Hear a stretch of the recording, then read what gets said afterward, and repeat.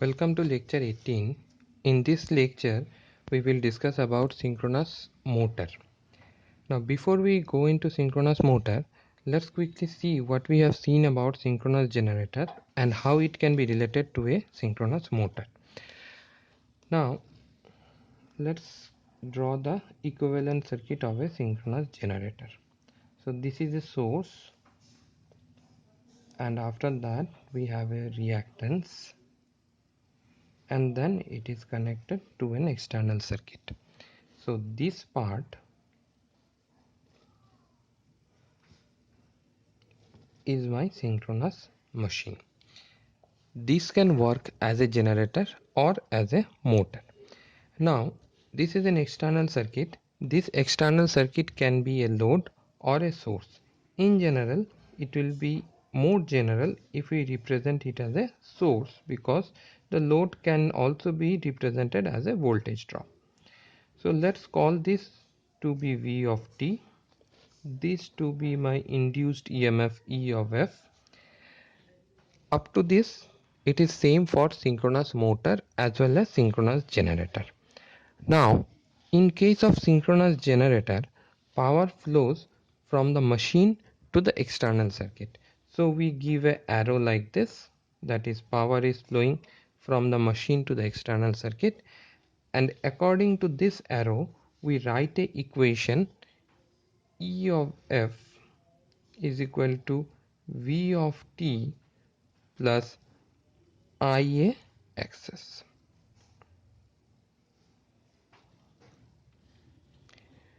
Now this is quite clear to us, and how we draw the phasor diagram for this? This is my V of t. Now we draw IA at some power factor angle. Let's say that this is my IA. Then we draw IA axis perpendicular to this line. Now our IA axis will be perpendicular to this line. This IA axis we can draw it here, we can draw it here, we can draw it here, we can draw it here, we can draw it here, we can draw wherever we want. It will, the equation will be correct, but the magnitude and the angle should be same. So here the equation is we have to add IA axis with V. So we, from the tip of V, we draw IA axis like this.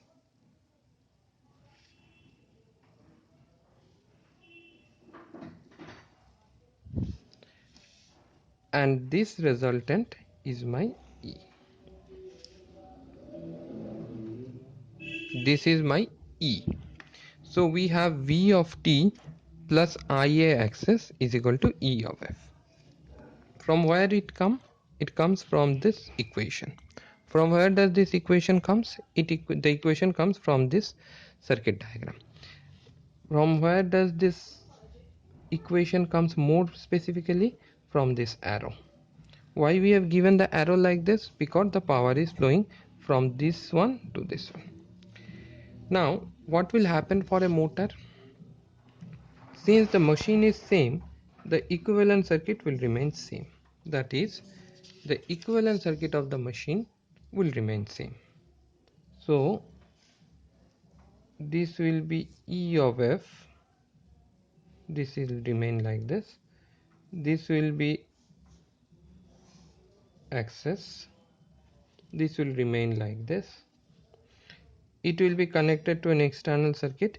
Now okay, now this is V of t,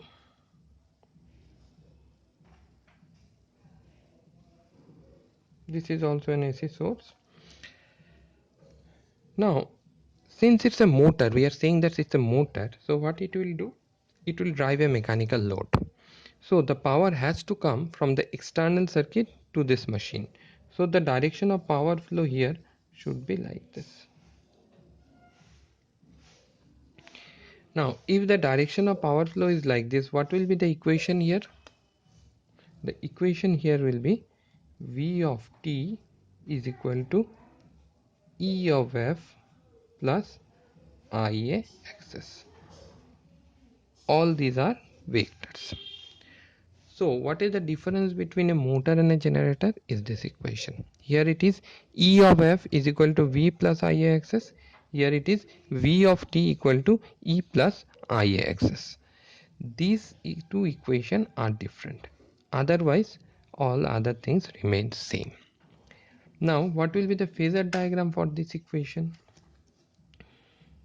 We can take E as reference, but if we take E as reference, we will not be able to draw the phasor diagram, because the question will be draw the phasor diagram of a synchronous machine for say 0.8 lagging power factor. Now this point, when we say 0.8 lagging power factor, we say with respect to V, not with respect to E. So we have to draw the phasor diagram taking V as reference. So this will be my V of T. Let's say that we are drawing it for a lagging current. So this is my IA. Now perpendicular to IA will be the IA axis drop. So any line which is perpendicular on this will represent my IA axis. When we are doing it for a motor, we have drawn it from this point in this direction, that is like this. Why we have drawn it like this? The reason is that it is V plus something is giving me E. Now the equation is V is the resultant, so something else plus this IA axis should give me E. So the tip of E should be here. This will be my IA axis, so something else plus IA axis should give me V. So this equation, if you draw the phasor diagram, will be like this. Now what is this one? If you draw it here like this,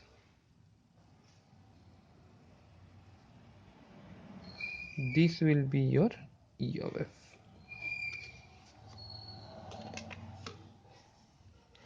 So this is the phasor diagram for a synchronous motor. This is the phasor diagram for a synchronous generator.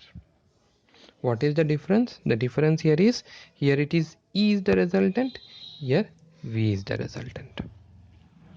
Apart from this, there is no other difference. How we have arrived this? We have started from this direction of power flow. We have given an opposite direction of power flow for a motor. Accordingly, this equation has changed. Since this equation has changed, this phasor diagram will also change. Now let me quickly draw some phasor diagrams of motor and generator side by side so that we can relate it. Let's say that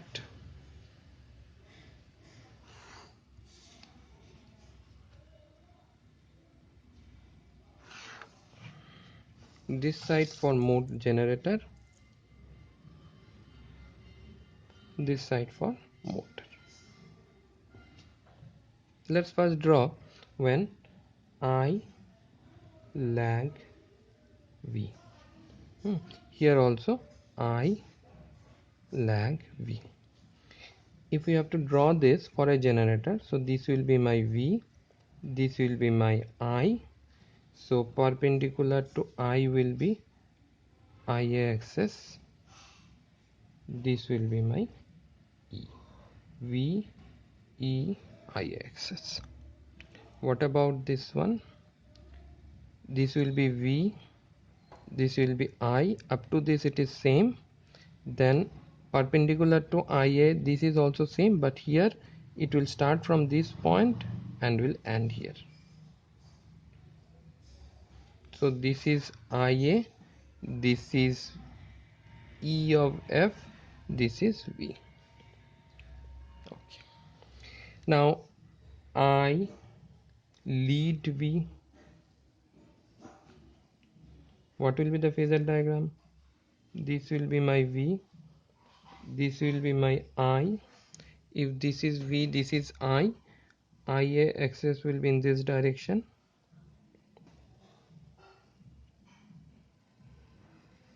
And this will be my E of F. This is E of F, this is V, this is I axis. V plus I axis equal to E. Okay. Now what about motor? This is my V, this is my I. If this is I, IA axis will be in this direction.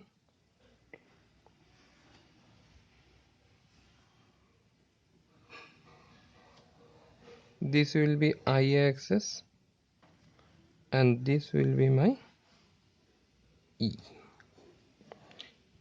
Okay, here E is equal to V plus IX.